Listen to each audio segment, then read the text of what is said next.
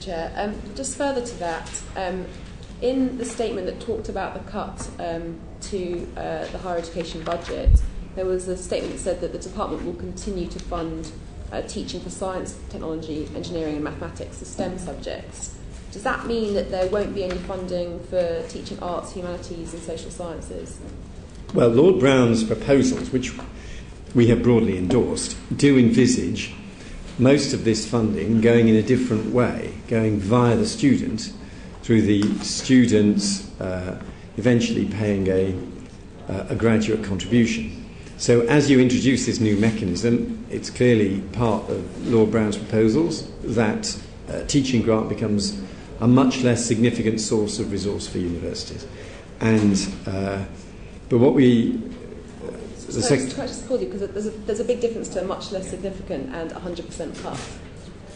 Well, the teaching grant that you certainly need would be the teaching grant for the extra costs of band A and B subjects, the subjects that are expensive to teach, the laboratory-based subjects. You would need a teaching grant to cover that extra on top of the kind of basic teaching element, which on Lord Browne's model that we've broadly endorsed goes, instead of to universities via HEFCE and teaching grant, goes to universities via students exercising their choice and spending the money with, of course, no cost for them up front, but paid back, a loan paid back out of their graduate contribution later. So on that model, there is a big reduction in teaching grant. The exact size of it will depend on the detailed decisions we're taking on implementing Lord Browne, and then the HEFCE grant letter will come out in December. But bearing on the timescales we're talking about, you must have an idea of whether there's going to be any proportion of teaching grant available to those subjects that aren't STEM. Well, is it 100% or is it cut, or is it there will be something available for those subjects? There are 4 bands, A, B, C and D, and the Browne model that we've broadly endorsed certainly envisages that bands C and D are essentially lose their teaching grant support, and that instead goes via students.